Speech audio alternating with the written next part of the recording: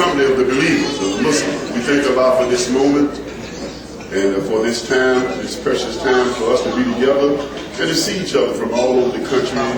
We got our brothers and sisters from Unity that's here. I mean, it's wonderful, isn't it? I mean, it's just a great feeling, a wonderful feeling for the believers, the Muslims, to be able to come together like this here. Allahu Akbar. What I want to do, I just consulted with Wallace. We have, because you know what, we got to keep the Muslim journal before the people. We can't let the people die. And I love the Muslim journal. I don't know about you. Some person, you think that's not right, but we love the Muslim journal. So that is our voice. And I'm serious, you know, communication is so important today. We know, right? And if you cut off communication, you cut off your life almost. A lot of people wouldn't even know about the convention and everything. What's going on was not for Muslims. That's a valuable, precious paper. But most of us not even conscious of it, whatever. That's the truth. And that's why the paper a lot of times is struggle. But we're going to continue to support and fight for the Muslim Journal. And we would like for our editor of the Muslim Journal to come up and say a few words. You know, inshallah, we will appreciate it very, very much and everything. But as we said, the objective is to keep the Muslim Journal in the forefront, in our conscience and everything, and pray Allah that we support it. So, Sister Aisha, please, when you come as the editor of the Muslim Journal, please come up and say a few words. And we all appreciate it. Yes, indeed. That's the spirit. That's what we're talking about. We cannot stop now. They can't stop us.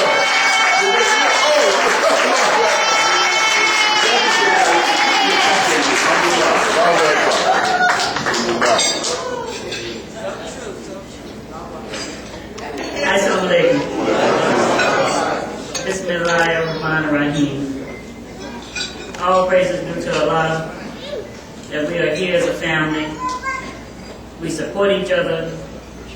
We protect each other. And we must remember our history. Not just our immediate history, but think of the Prophet's history. Prophet Muhammad.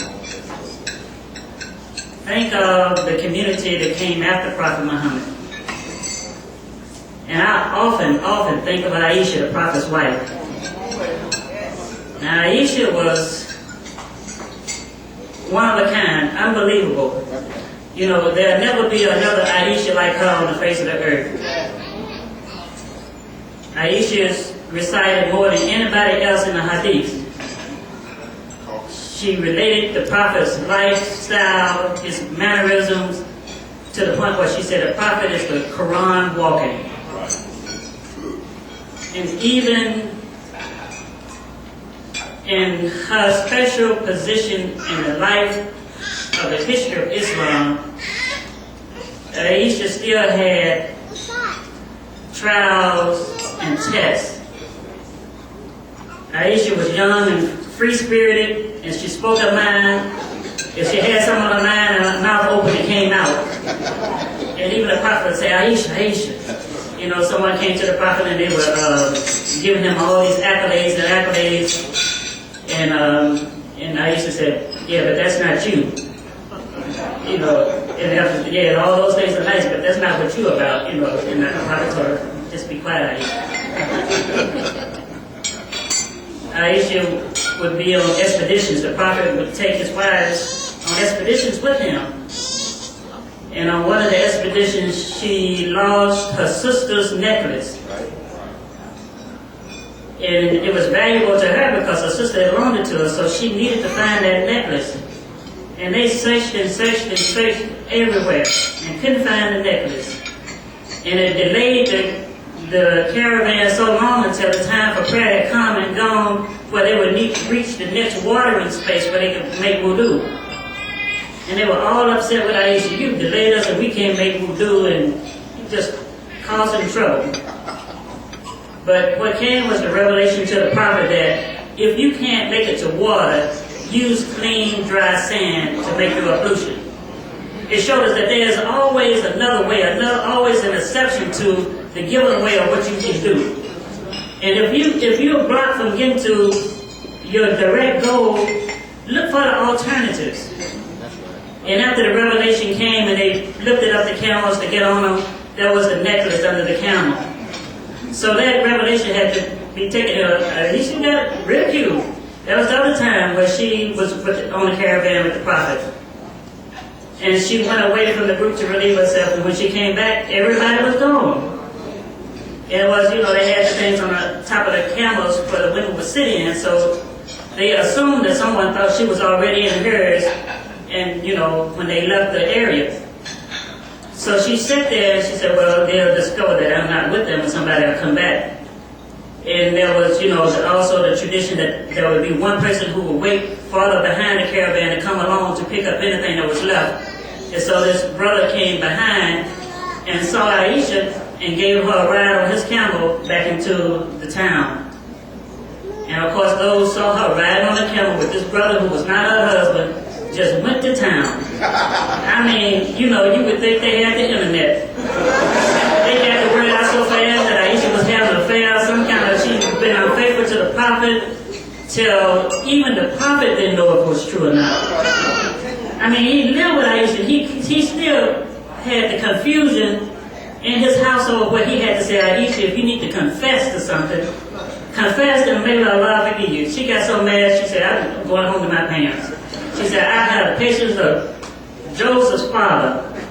Joseph's father, when Joseph was put in the well and the sons came back and said, oh, the wolf took him, he said, I have patience. He didn't believe what his sons were telling him. He said, I have patience in this matter. So Aisha said, I have patience of Joseph's father. She couldn't remember his name. And she went home to her parents. They say she got so sick behind that, I don't know if it's that incident or not, but she lost her hair.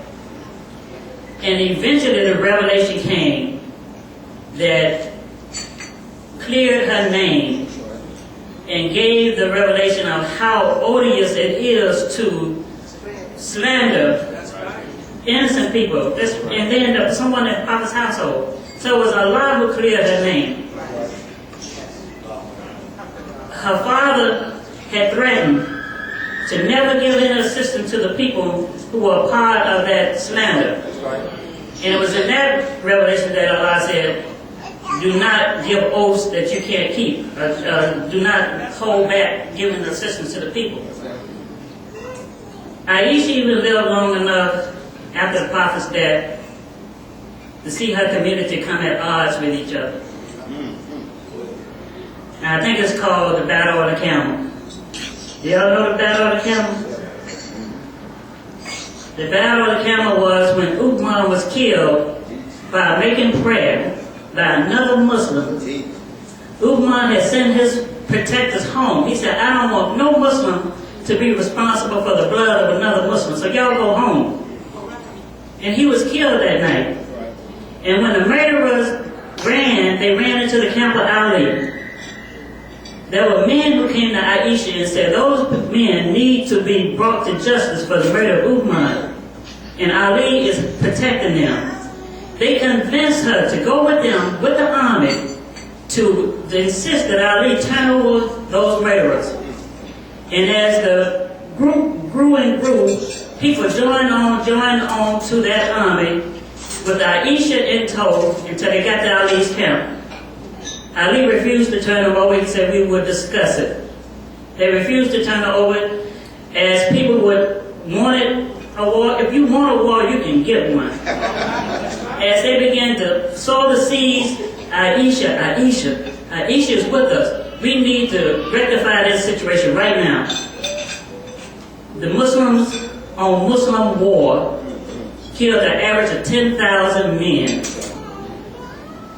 Aisha, the only way they got the fighting to stop was someone cut the legs of the camel that she was on and it threw her down. And when they saw her go down, everybody stopped. I mean, literally killing each other. And this is within years of the Prophet's death. Murdering each other, Muslim on Muslim, killing.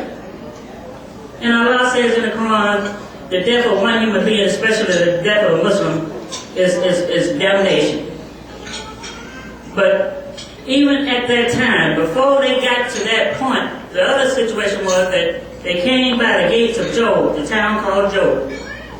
Aisha stopped because there were dogs barking. She refused to move any further, and they said, what's wrong? She said, the wives of the prophet were sitting with the prophet in his quarters.